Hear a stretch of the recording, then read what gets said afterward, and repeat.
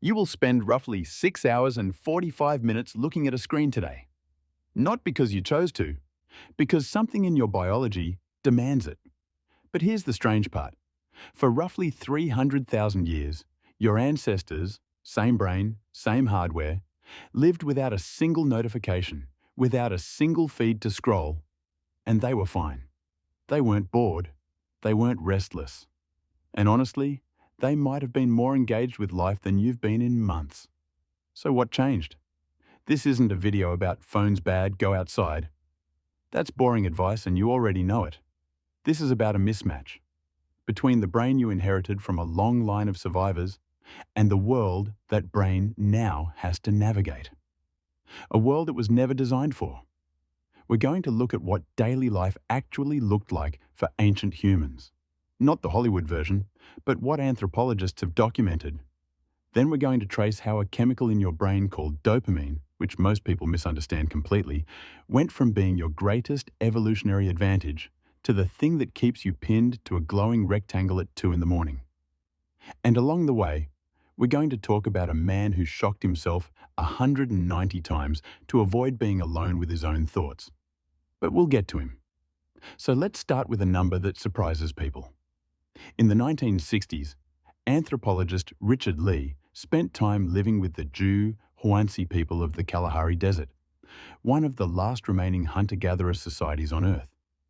He meticulously tracked how they spent their days, and what he found challenged everything Western anthropology assumed about primitive life. The Jew Huansi spent about 15 to 20 hours per week acquiring food. That's it. 2 to 3 hours a day of what we'd call work.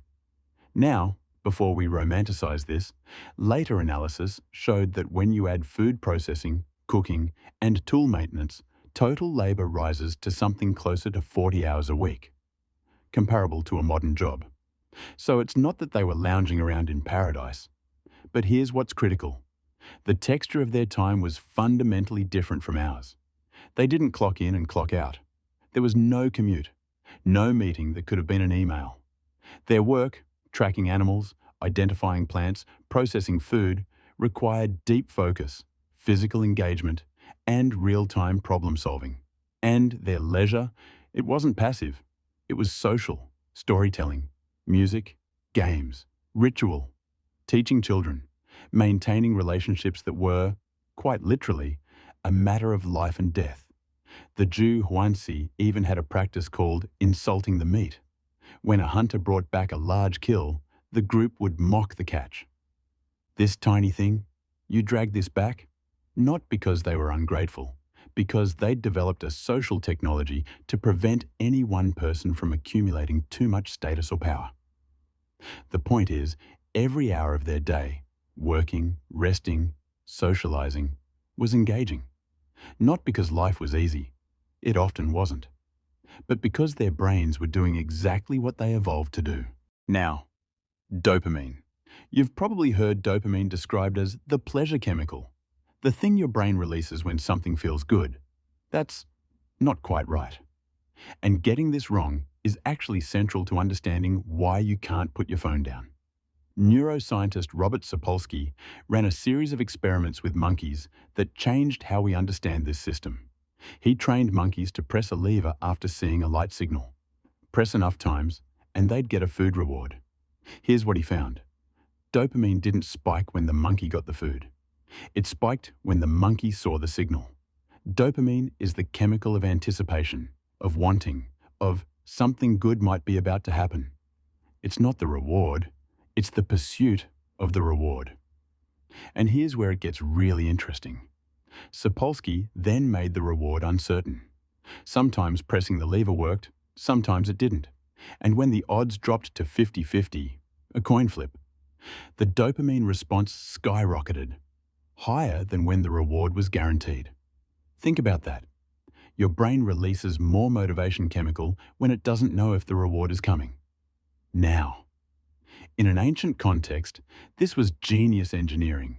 You're tracking a deer through the forest. You might catch it, you might not.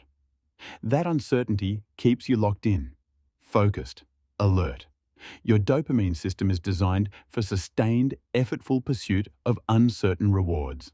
And for 300,000 years, that's exactly how it was used. Every hunt was a 50-50 gamble. Every foraging trip was a puzzle with real consequences.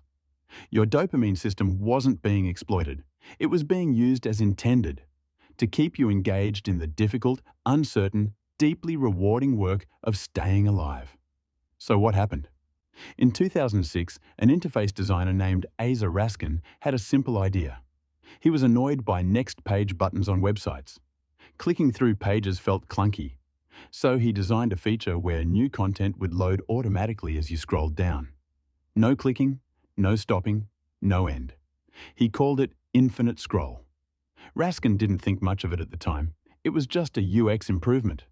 But social media companies saw it for what it really was, a way to remove every natural stopping point from the user experience.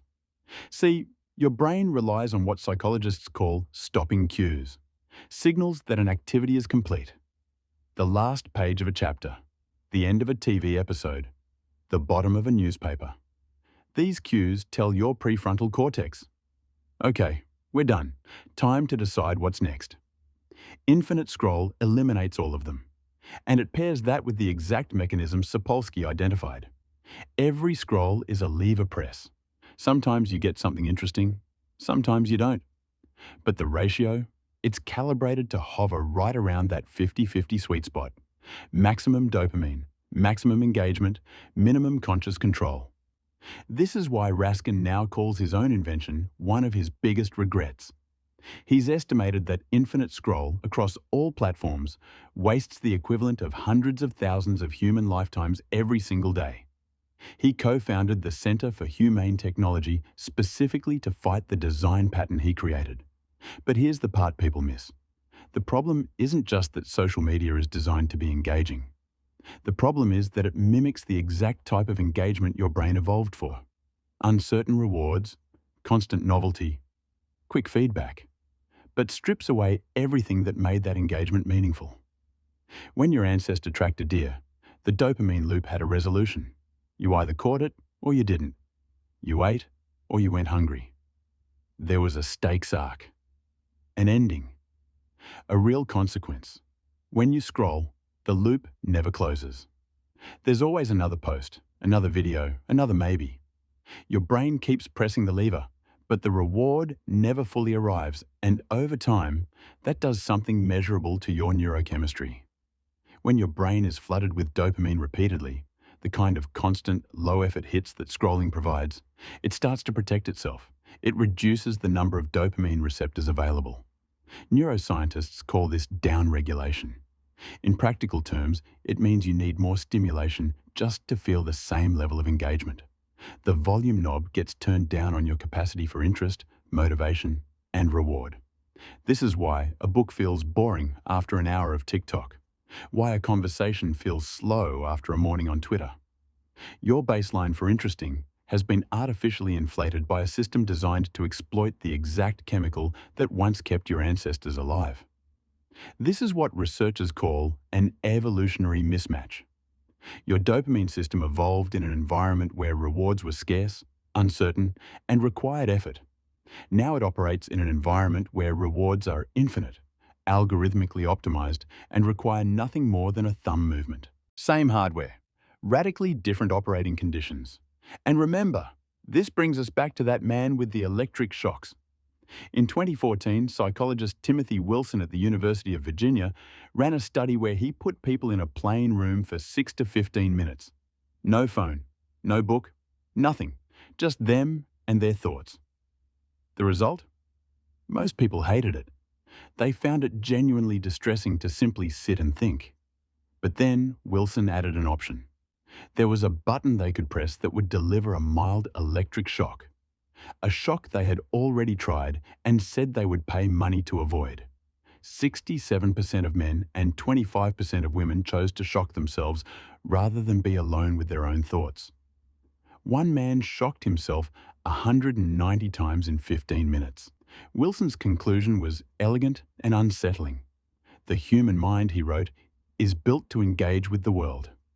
When that engagement is removed, when there's no feed to scroll, no notification to check, no stimulation to consume, many of us find the silence almost physically unbearable.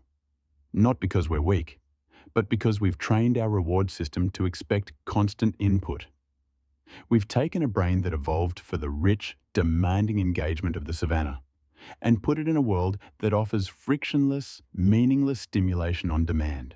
So, ancient humans never got bored, or at least, not in the way we understand boredom today. Not because they were mentally tougher, not because they meditated more or had better discipline, but because their environment and their biology were in sync. Every task they faced, hunting, gathering, crafting, socializing, hit the exact neurological sweet spot that psychologist Mihaly Csikszentmihalyi would later call flow. Clear goals, immediate feedback, a challenge that matched their skill. Real consequences. They weren't scrolling through an infinite feed of someone else's life. They were living theirs. And every moment of that life, even the quiet ones, even the hard ones, was the kind of engagement their brains were built for. We're not broken. Our brains aren't defective. They're running ancient software in a world that has learned, with extraordinary precision, how to exploit it. The irony is almost poetic. We invented tools to make life easier. And in doing so, we created an environment so frictionless, so optimized for effortless reward, that our own reward system doesn't know what to do with itself. Your ancestors' scroll had a last page. It was the horizon, the end of the hunt, the setting of the sun. Yours doesn't. And that might be the most important difference between their world and ours. So here's the real question I'm leaving you with. When was the last time you felt that engaged? Not scrolling engaged, not doom scroll engaged, I mean actually engaged. Where you looked up and hours had disappeared without you thinking about anything else. I want you to comment that. What does real engagement look like for you? Be specific. Be honest. No performance. Because I think that's what we're all actually searching for. Not more stimulation, but that feeling of being matched, of your skill and the challenge in sync, like Csikszentmihalyi would say, of being fully present. Your ancestors didn't need a video to tell them what that felt like. It was the baseline of existence.